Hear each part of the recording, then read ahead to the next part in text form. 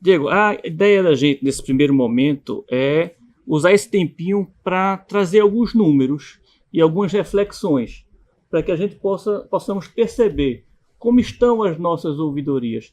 Elas realmente estão exercendo o seu papel como um canal oficial de comunicação com o cidadão? Será que realmente elas estão estruturadas para que o cidadão possa exercer todo o seu direito à cidadania, né? E estamos ajudando o controle interno, que é um papel fundamental para as ouvidorias, e para não dizer maior, né? Será que estamos contribuindo para a gestão como um todo? Então essa é a primeira reflexão que eu trago. Em seguida, no final da apresentação, eu vou trazer alguns convites, tá, visando o fortalecimento das ouvidorias municipais. Tá? Então essa é o que a gente se propõe. Tá? Vamos lá. Vamos então iniciar. A primeira provocação que eu trago é: nossas ouvidorias estão estruturadas para bem assistir os cidadãos em tempos difíceis. Tá? E aí eu trago um gráfico do comportamento das manifestações dentro do tribunal, tá? Que são as denúncias, as reclamações que o cidadão traz ao longo desses últimos 3 anos e mais um pouquinho de 2025. Tá? Então, o que é que a gente olha? Veja, em 2020, e por que 2022? Exatamente foi um processo pós-pandemia, né? Um momento de muita dor, de muitas perdas, tá? Mas que também fez com que o cidadão passasse um pouquinho para um processo de mudança cultural. Tá? Então, a forma que o cidadão começa a se expressar, ela está mudando ao longo do tempo. E isso é notado quando a gente faz esse tipo de gráfico. Então, você vê que em 2022, a forma de e-mail ainda era a forma preponderante que o cidadão tinha de se relacionar, de se mostrar para o tribunal. Tá? Ao longo do tempo, a forma de coleta via e-mail, que é via o assistente virtual, que é a nossa página, ela começa a crescer, tá? E aí cresce muito rapidamente. Tá? Exatamente, aí, veja, só dar um exemplo em números. Tá? Em 2022, nós recebíamos 34,74% via o nosso assistente virtual. Em 2025, nos 2 primeiros meses de 2025, nós passamos a receber 66,20% das nossas manifestações, das manifestações do cidadão via assistente virtual. E há os e-mails que eram preponderantes lá em 2022, passam a representar agora apenas 28,5% em 2025. Então, claramente, o cidadão está mudando a sua cultura, tá, da forma que ele quer se relacionar com o serviço público. Tá? E aí nós temos, de 2023 para 2024, a gente pode notar que a gente tem uma inflexão, tá, dessa curva de crescimento do assistente virtual. Isso aconteceu exatamente porque em janeiro de 2024 nós alteramos o nosso assistente virtual. Nós trouxemos para o cidadão um assistente virtual mais intuitivo, mais fácil, mais direto. Ou seja, facilitando ele a forma com que ele se relacionava, com que ele se apresentava as suas denúncias. Então, isso de uma certa forma constrói o entendimento de que nós precisamos estar atenado com o que hoje está fazendo com que o cidadão seja a forma que ele se comunica. Né? Nós falamos um pouquinho da pandemia, e é bom eu pautar um pouquinho. Dizer o seguinte: depois na pandemia, o cidadão mudou um pouquinho o seu perfil. Tá? Então, o que acontece? A pandemia fez com que o cidadão fosse para os e-commerce. Então, o que acontece? A necessidade de fazer as compras online, das reclamações online também. Então, nós recebíamos muitas vezes aquilo que não tínhamos comprado, né? As compras os prazos não eram cumpridos, e a última e a pior coisa dela, a quantidade de golpes online começou a crescer muito. Então o cidadão começa a se acostumar a fazer suas reclamações também em assistentes virtuais. Né?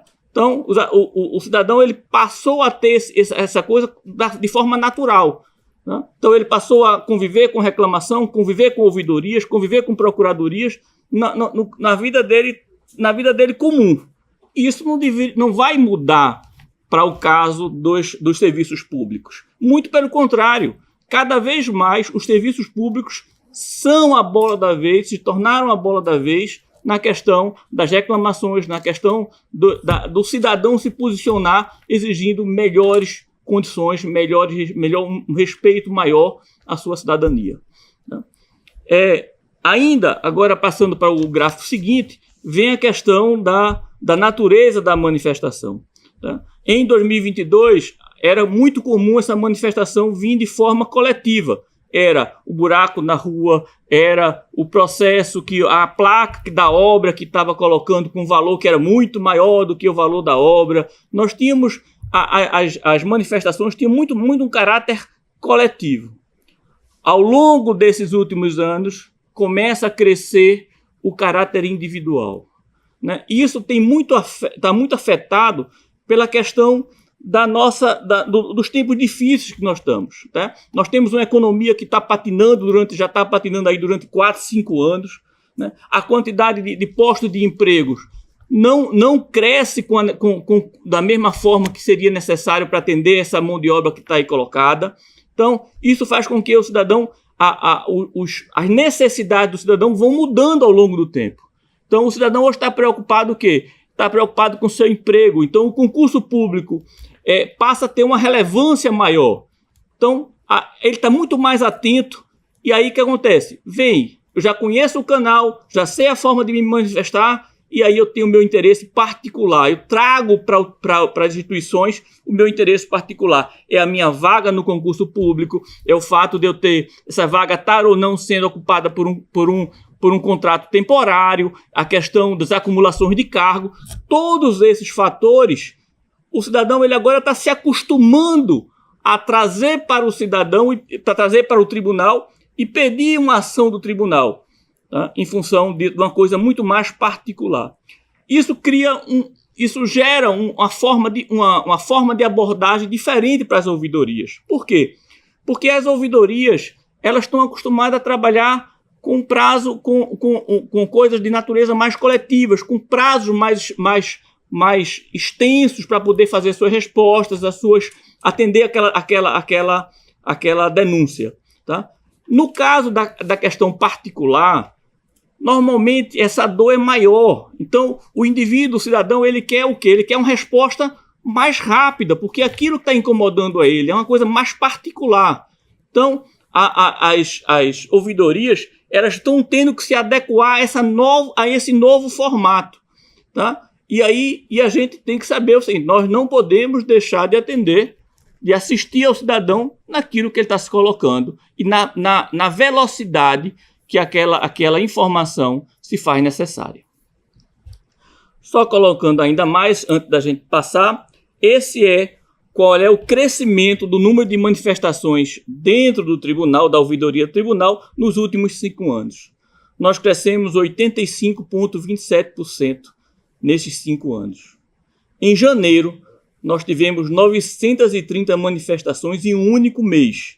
E janeiro começou para a gente aqui, já lá um pouquinho depois do dia 5. Então, para dar uma ideia aos senhores de como o cidadão hoje está procurando uma defesa, procurando a ouvidoria como uma defesa da sua cidadania. E é isso que nós temos que entender. E aí eu volto para a minha provocação. Nossas ouvidorias estão estruturadas para bem assistir os cidadãos em tempos difíceis. Mas vou provocar ainda mais. Fazer uma segunda provocação. Nossas ouvidorias estão estruturadas para disponibilizar ao cidadão todos os serviços que estão atribuídos à competência das ouvidorias. Tá? E onde é que começa a competência da ouvidoria? Começa lá na Constituição. Tá? Então nós estamos falando de 88, já estava previsto o quê? O direito à reclamação, já estava previsto a necessidade de avaliações periódicas dos serviços públicos. Tudo isso está expresso lá em 88. Tá? E, para nossa sorte, vem então em 2017 a Lei 13.460, que na verdade é a nossa diretriz, é a diretriz das ouvidorias. Estabelece muito do papel das ouvidorias, estão exatamente na Lei de defesa do usuário do serviço público. Tá? A Constituição também estabelece o quê? Estabelece o direito do usuário aos registros e informações que estão guardadas no setor do serviço público. Né? O que acontece, o que veio, né, a defesa veio através da Lei 12.527, que é a Lei do Acesso à Informação. E, por último, um assunto mais novo, está sendo agora trazido de forma mais desnudada no serviço público, que é a questão do assédio e a discriminação, tá? Que é o exercício negligente e o abuso do cargo e emprego da função pública. Tá? Então, a Constituição ela já ampara e já direciona, tá, a competência das ouvidorias. Eu vou começar um pouquinho mais em cima da Lei 13.460, que é a nossa lei mestre, que é nosso direcionador, tá, nas competências do tribunal. E aí eu gosto muito dessa figurinha, que é uma figurinha do site Governos Abertos, tá, que ela mostra um pouquinho de como é que nós devemos nos estruturar a nível de ouvidoria, tá, para melhor atender o cidadão. O primeiro papel que nós temos, o primeiro foco nosso é num instrumento fundamental chamado Carta de Serviços. Tá? Em função, depois disso, da Carta de Serviços, que é o quê? A gente registrar todos os serviços que são prestados por aquele ente ao cidadão, a gente tem então que preparar estruturar a nossa forma de admitir as denúncias, as manifestações do cidadão, para que elas possam ser trazidas. E tudo isso feito, amparado por uma série de competências e atividades que foram trazidas para a ouvidoria. Por exemplo, eu devo falar com o cidadão em uma linguagem simples. Eu devo estabelecer para o cidadão canais que sejam fáceis dele conseguir prestar a sua manifestação. Tá? Que não sejam inibidores daquele cidadão mais simples de reclamar. Ele sabe que ele pode escrever agora ali naquele momento, ele pode escrever sem uma preocupação se está escrevendo certo, se está escrevendo errado. Tá? Então a coisa tem que ser mais intuitiva para que o cidadão mais simples consiga registrar a sua dor, a sua manifestação. Tá? Então, outro ponto também que foi trazido na 13.460 é a necessidade das ouvidorias, isso é importante para a gente aqui, as ouvidorias como um todo se fortalecerem como conjunto. Tá? Temos ainda o Conselho do Usuário, esse ponto ainda é um desafio para as ouvidorias, nós temos muito poucas ouvidorias ainda que conseguiram conseguir trazer para dentro das instituições públicas os conselhos de usuários, é um desafio. E, por fim, aquela questão da avaliação de serviços. Bem, esse é só um cenário mais macro, tá? Eu vou, então, pontuar alguns deles que nós achamos importantes nesse momento. O primeiro é a Carta de Serviço. Né? A Carta de Serviço, ela é o portfólio da instituição pública. O que é que a instituição pública está se propondo para o cidadão? Tá? Quais são os serviços que ele se propõe? Né? E aí é preciso que eles estejam estruturados de uma forma clara, de uma forma fácil de você identificar o serviço que você tem. Então, por exemplo, aqui nós temos um exemplo da Carta de Serviço do Tribunal. Tá? Ela está sendo lançada agora, nós estamos readequando da mesma forma que nós fizemos com o nosso portal, nós estamos agora lançando uma nova versão mais intuitiva.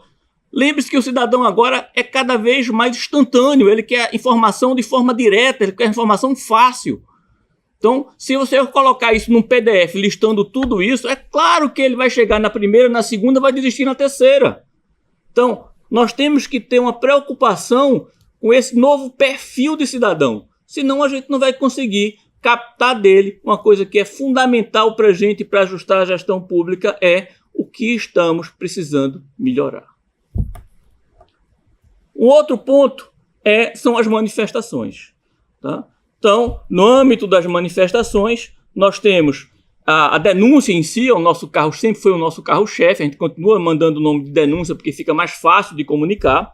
as sugestões, os elogios, as solicitações e as críticas, todo esse conjunto de manifestações, eles devem estar disponíveis para o cidadão.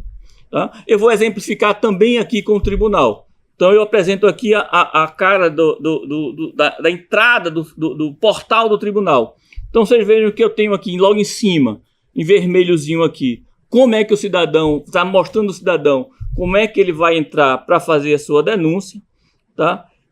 Eu tenho embaixo os cardzinhos com todas aquelas possibilidades de manifestações, ou seja, de forma direta, ao entrar no site, ele vai ter a possibilidade de ir diretamente, sem procurar em outra página, sem procurar onde está exatamente suprir aquela dor que ele está tendo.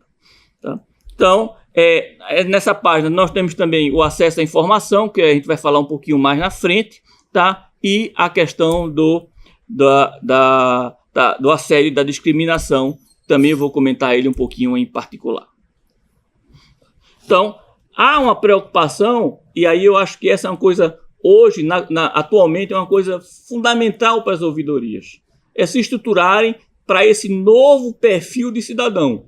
Um cidadão que quer as coisas mais rápidas, mais objetivas, que quer ter um acesso direto, que quer não precisar fazer um cadastro, não precisar fazer ele quer ter essa possibilidade. Tá? Pode ser até dada a oportunidade dele se cadastrar. Por exemplo, nós hoje aceitamos as manifestações que não são identificadas. Tá? Foi uma opção do tribunal, tá? Admitir manifestações não identificadas. Tem outros tribunais que, por exemplo, eles não aceitam manifestações que não sejam identificadas pelo cidadão, eles não tratam essas manifestações. Nós achamos que essa informação, essa dor, é também fundamental para que a gente possa contribuir com a gestão pública. Então, foi uma decisão que o tribunal tomou naquele momento. Passando aqui um pouquinho mais, vamos falar um pouquinho mais de competência, de fortalecimento das ouvidorias, um papel fundamental. Nós temos que trabalhar juntos, não há outra opção.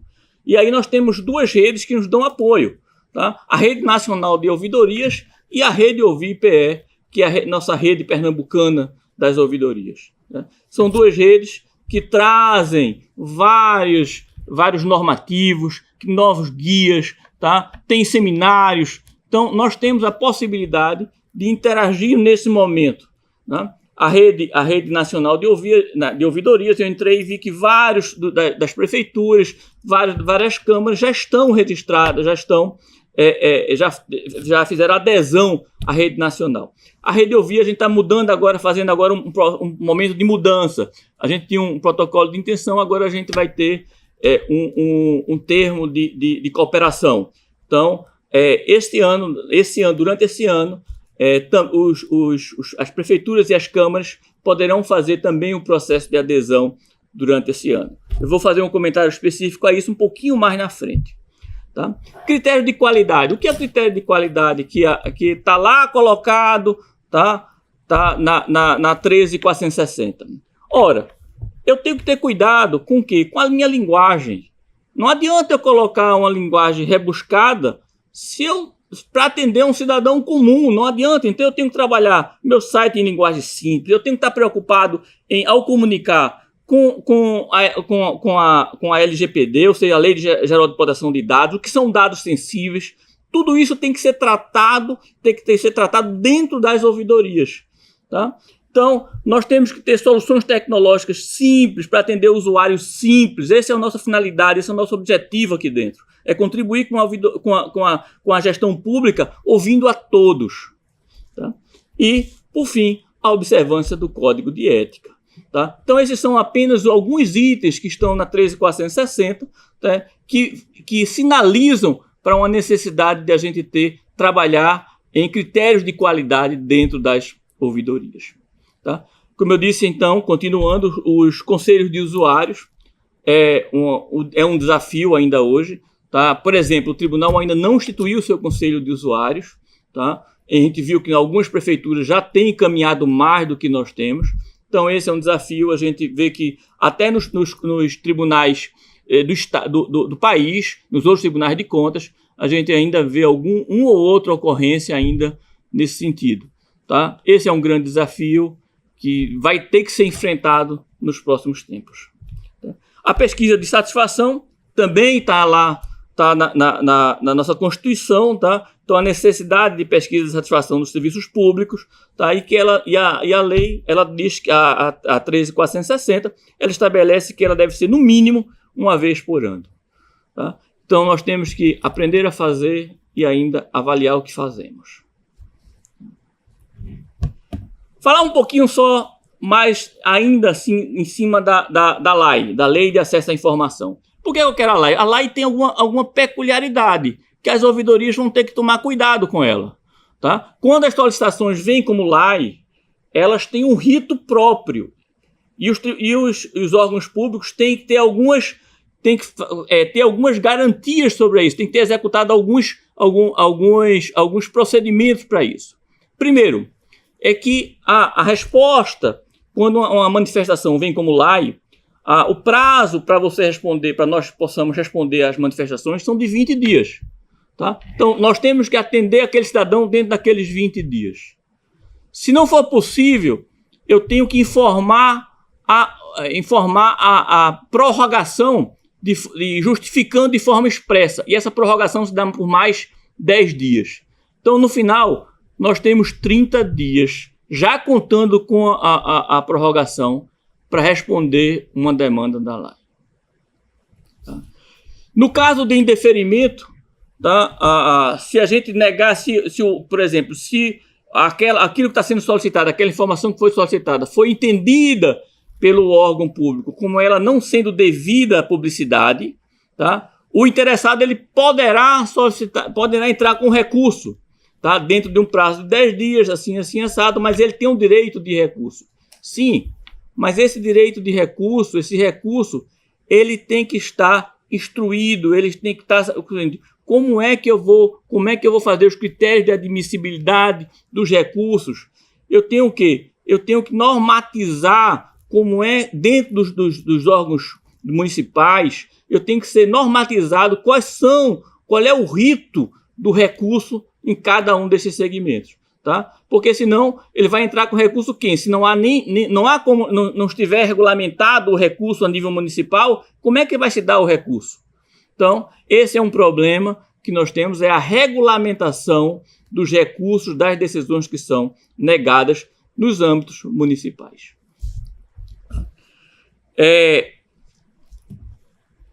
A última coisa é o seguinte, a LAI ela tem uma característicazinha própria que perturba de vez em quando a gente, que é o quê? A negativa do acesso à informação.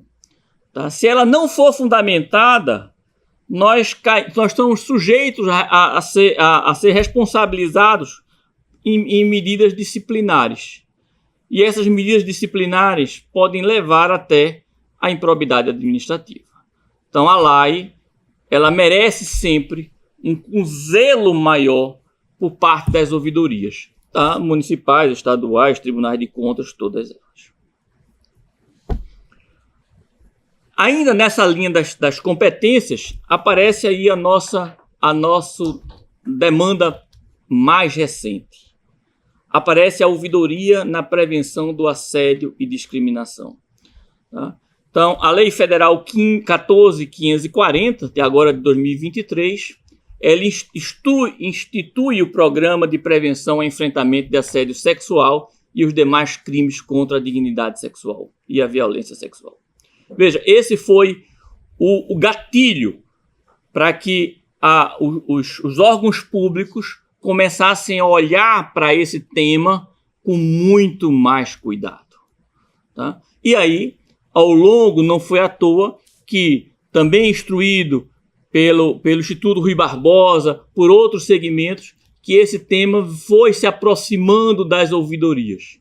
Então, as ouvidorias hoje passaram a se constituir no principal canal de acolhimento visando a prevenção e o enfrentamento moral e sexual de todas as formas de discriminação nos serviços públicos. Tá? Então, esse esse assunto, ele hoje é tratado a níveis de, por exemplo, não só a nível de tribunais, mas a nível do Tribunal de Contas, mas a nível das ouvidorias, criando, por exemplo, as ouvidorias da mulher, tá? Por quê? Tinha dentro dessa discussão, tem uma vez que eu fui colocar assim, não, por que esse acolhimento tem que ser feito de mulher para mulher? E aí dos membros da nossa comissão do tribunal disse, você, por uma questão fisiológica, você nunca vai pensar como mulher. Então, mulher atende mulher.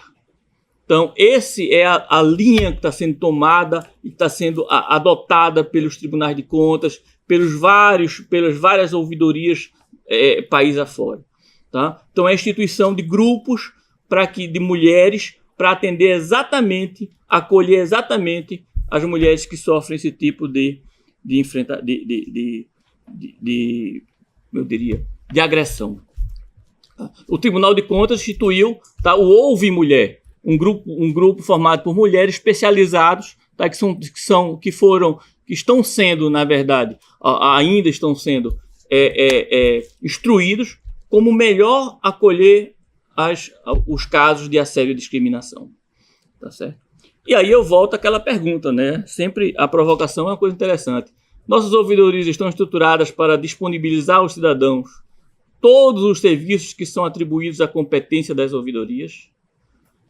Isso é uma coisa que vocês vão ter que responder. Passando um pouquinho mais, vem agora o nosso tribunal, a nossa resolução 159, na realidade aqui dos órgãos municipais de Pernambuco. Tá? O tribunal instituiu a resolução 159 de 2021 exatamente para regulamentar, para dispor sobre a criação e a regulamentação das ouvidorias nos âmbitos dos municípios do estado de Pernambuco. Tá? Então ele prevê exatamente, ele determina a criação e a implementação das ouvidorias. Ele ainda institui a organização e o funcionamento das ouvidorias deverão ser regulamentadas por ato próprio de cada poder. Então, não só criar, mas tem que regulamentar e normatizar. E, por fim, ele diz que a inobservância do cumprimento dessa resolução será considerada como grave infração à norma regular. Então, assim, mais um incentivo, uma solicitação que o tribunal faz para que os órgãos públicos possam ter as suas ouvidorias operando, instruindo, dando oportunidade ao cidadão para que ele possa trazer as suas dores e que os órgãos municipais possam entender e possam oferecer serviços mais adequados àquele cidadão. Ainda, né, só trazer alguns números de como é que está a nossa situação. A situação do Estado em referência à criação, à normatização, tá, a estrutura das nossas ouvidorias. Nós temos um procedimento a partir de 2021, em função da resolução do Tribunal de Contas, nós temos procedimentos de auditoria, tá, que são realizados em determinados períodos, tá, exatamente para avaliações de como é que estão as ouvidorias. Em 2021 nós fizemos a primeira rodagem. Formulários foram feitos por autodeclaração. Naquele momento, 144 se declararam ter ouvidorias. 86 foram instituídas por meio de normas. Então, vê que ainda tinha uma defasagem. Em 2022, nós fizemos uma nova auditoria.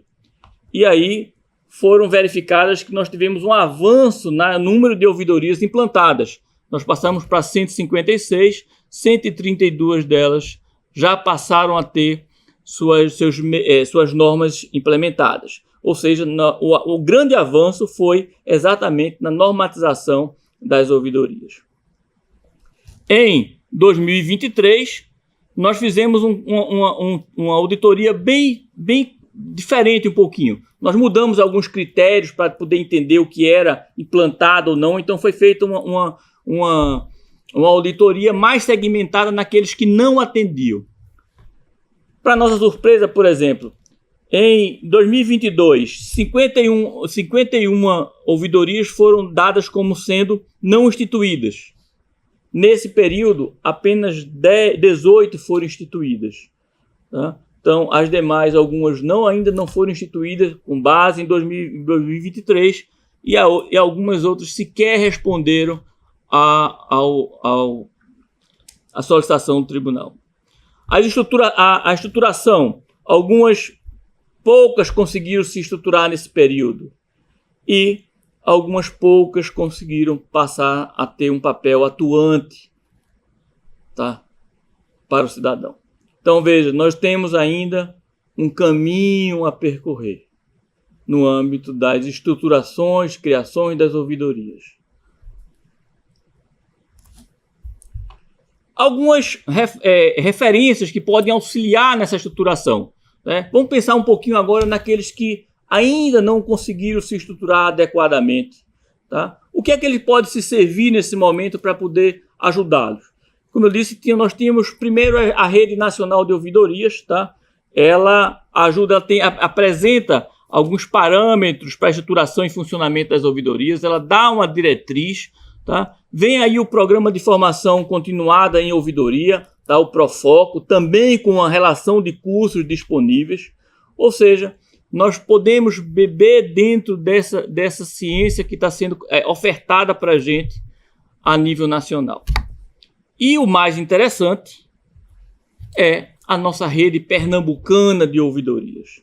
Tá? Eu aí vou pedir a licença a vocês para ler um pouquinho o objetivo, porque dada a relevância do que tem a Rede Ouvir no âmbito das ouvidorias pernambucanas. A Rede Pernambucana de Ouvidorias Públicas e Afins, Rede Ouvir, tem como objetivo consolidar a parceria e cooperação mútua e a articulação de esforços entre os partícipes e demais órgãos e entidades que a ela aderirem, visando integrar processos e sistemas que o compartilhe nas manifestações registradas, fortalecendo assim a ferramenta de transparência pública, ouvidoria e controle social. Então, para nós, a Rede Ouvir é um chamamento para construir conjuntamente esse novo meio que as ouvidorias têm de se comunicar com o cidadão. Tá? Não é à toa que, por exemplo, a OGE, a Ouvidoria Geral do Estado, mudou seu site para poder absorver as novas, esse novo modelo de cidadão, esse novo perfil de cidadão, com ações mais intuitivas. Tá? Então, o tribunal fez isso no começo de 24, a OGE está fazendo isso agora. Então, precisamos nos unirmos nesse processo, de um processo de simplificação e entender quem é o nosso cliente. Tá? Então, a Rede Ouvir também disponibiliza, tá, sim, a adesão da Rede Ouvir, ela se dá como, para as prefeituras e câmaras, ela se dá como partícipe aderente. Então, em breve, agora eu acho que em maio, nós estaremos, via Rede Ouvir, abrindo essa nova possibilidade para as unidades jurisdicionadas. Tá? Mas se vocês forem lá atualmente, já forem no site da Rede Ouvir, vocês já vão ter possibilidade de fazer o seu cadastro. Tá? Eu estou dizendo isso por quê? Porque nós estamos naquela transição, como eu coloquei para vocês, de um protocolo de intenção para um termo de cooperação técnica. Ainda temos alguns guias, tá? Como é o Guia de Orientação para a Implantação de Ouvidorias, também está posto lá dentro do site da Rede Ouvir. Então, se utilizem dessa ferramenta, essa é uma ferramenta de aglutinação de esforços que é importante para o fortalecimento das ouvidorias. Agora, em maio de 2025, há uma previsão da Rede Ouvir realizar o seu 4º seminário de Rede Ouvidoria PE. Tá? Então, a previsão é que ele seja na Assembleia Legislativa, tá? E a data prevista é em maio, não há uma confirmação ainda da data prevista, mas é a previsão, e aí estão os contatos da Rede Ouvir, que vocês possam estar se atualizando exatamente quando é que efetivamente vai vir a confirmação do quarto seminário. Esses seminários são normalmente feitos em 2 dias, a previsão é que eles sejam realizados em 2 dias. Um primeiro dia de uma ação mais conjunta, mais estruturadora, e o outro em salas temáticas. Então, exatamente para que a gente possa discutir aqueles pontos que, porventura, cada uma das ouvidorias estejam necessitando de maior apoio. A Escola de Contas também tem um curso, tá? Que é a estruturação das ouvidorias municipais, que também é oferecido, tá?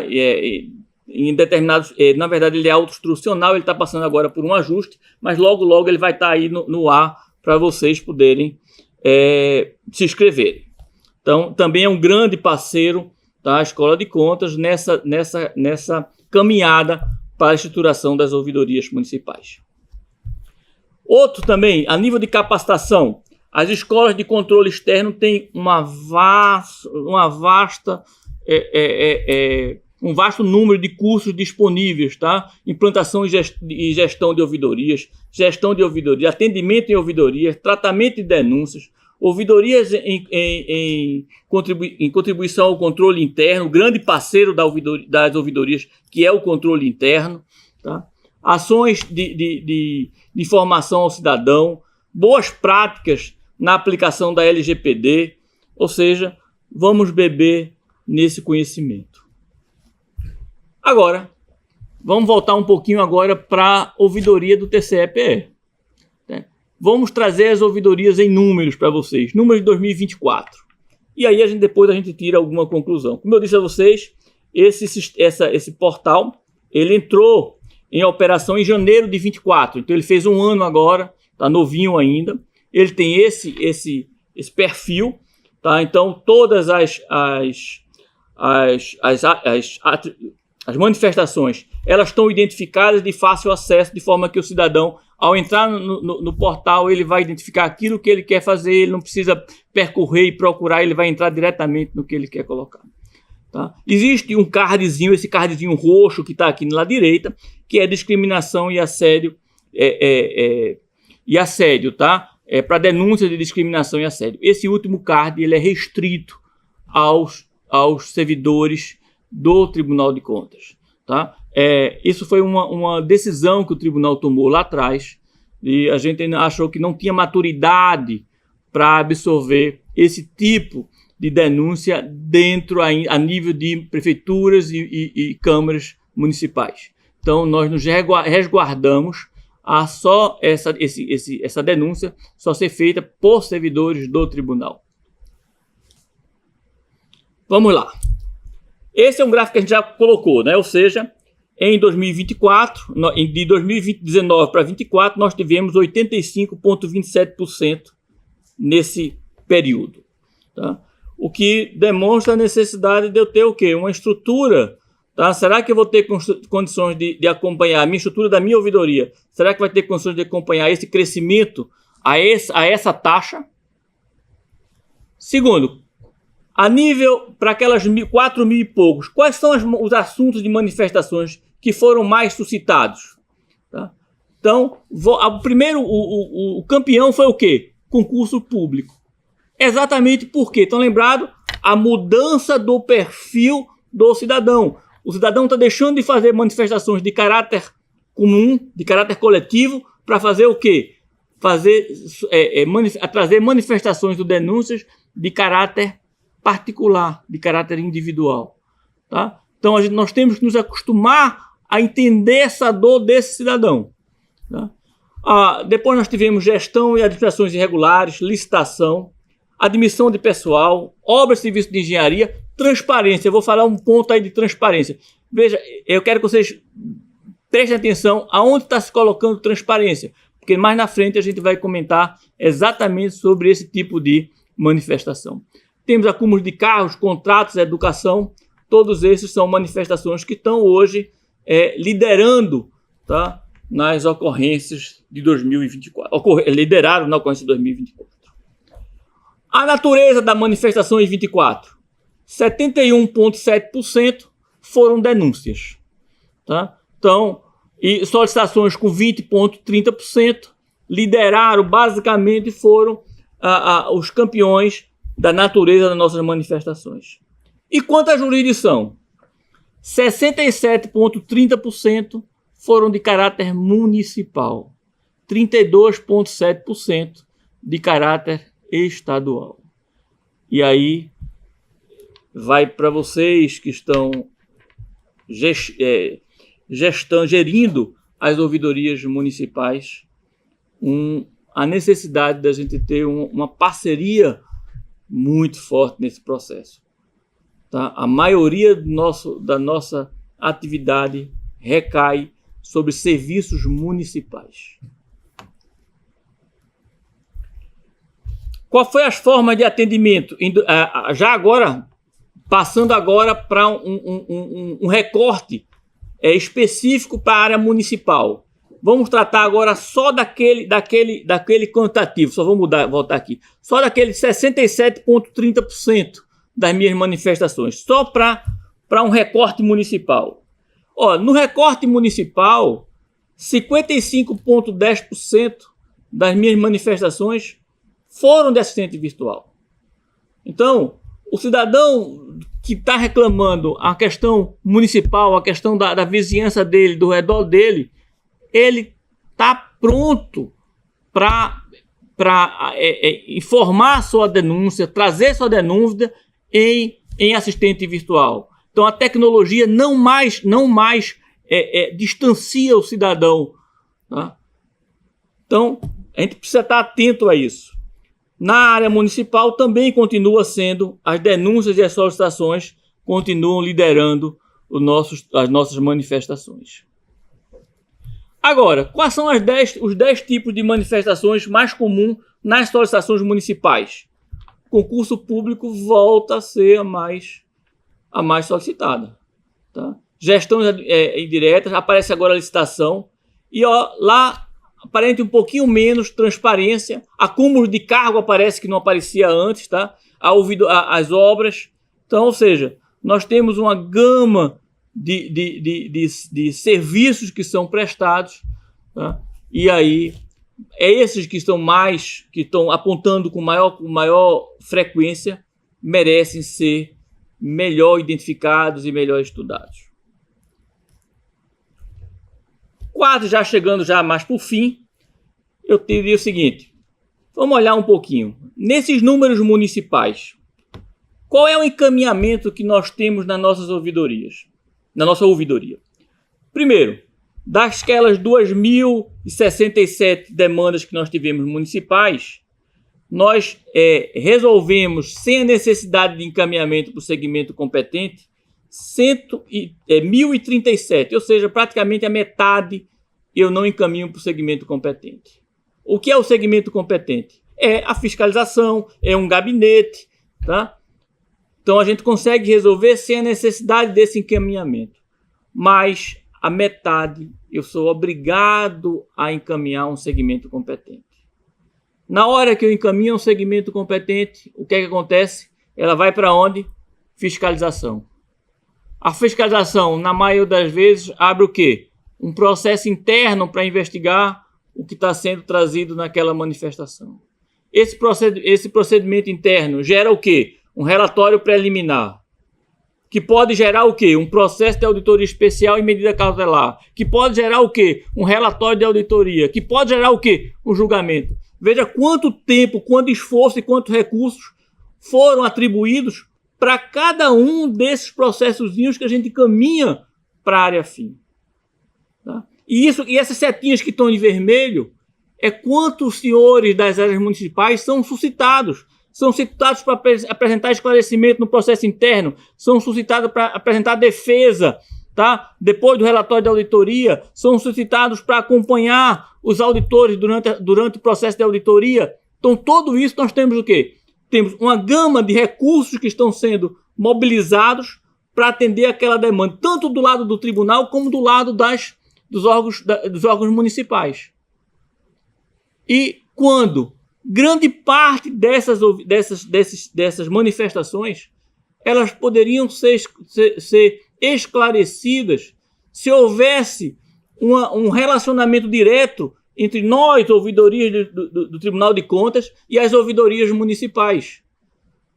Existem vários assuntos, a exemplo de, por exemplo, transparência. Eu não preciso abrir um processo como esse para analisar uma transparência. Nós podemos resolver conjuntamente grande parte das manifestações referente à transparência. Nós podemos resolver grande parte, por exemplo, na questão da educação, tá? Por que uma escola prorrogou o início das aulas, como está sendo colocado, tem muitas demandas nesse sentido. Se a gente tivesse a possibilidade de uma interlocução direta, rápida e objetiva, a gente não precisaria estar entrando em um processo tão custoso, tão demorado, tá?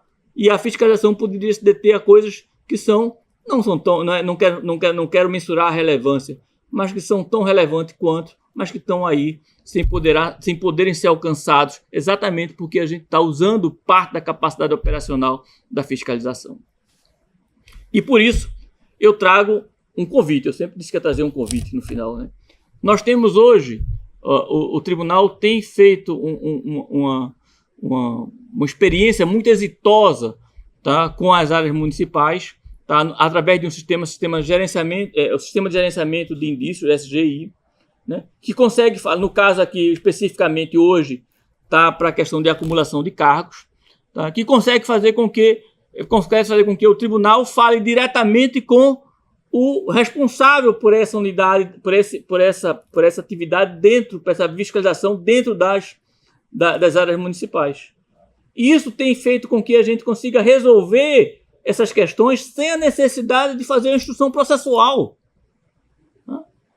Então, veja a quantidade, e aí a ideia é estender a possibilidade de se estender isso nesse relacionamento entre as ouvidorias do tribunal e as ouvidorias municipais, seja elas de Câmara, seja elas de Prefeitura. Tá? Que nós possamos, por exemplo, arguir questões como transparência, licitação, educação, transporte escolar, merenda, atos de gestão, obra. Existem uma grande quantidade de assuntos, logicamente em determinados níveis, né, de profundidade, que poderão ser resolvidos com essa interação entre a ouvidoria do tribunal e as ouvidorias municipais. Tá? Feito o convite, não há outra possibilidade para que isso ocorra sem que tenhamos as ouvidorias municipais instituídas e operantes. E esse é o nosso apelo. A gente tem uma chance, uma oportunidade de, com uma parceria, diminuir a quantidade de recursos que são desperdiçados, tanto no lado do Tribunal de Contas, tanto no lado das unidades municipais. É uma oportunidade. Para isso, preciso que as ouvidorias estejam constituídas e operantes. Para encerrar, nós vamos fazer agora em 2025 uma nova rodada exatamente para perceber como é que estão as ouvidorias municipais. Tá? Agora, não só das prefeituras, mas também incluindo as câmaras dentro dessa nova auditoria, essa auditoria ordenada. Tá? Devem ser em formato híbrido, tá? E a previsão ela já era para ter acontecido em 2024, nós adiamos para 2025 exatamente em função da questão das eleições, da questão das mudanças de governo. Tá? Então, de maio a junho de 25, entre maio e junho de 25, essa auditoria deverá estar sendo realizada. Por fim, só agradecer aos senhores e dizer que nós, da ouvidoria, acreditamos que a ação conjunta do tribunal, com a parceria do tribunal com as ouvidorias, poderá verdadeiramente ser um instrumento de fortalecimento das ouvidorias municipais, do melhor atendimento por parte do setor público às demandas do cidadão. Obrigado, senhores.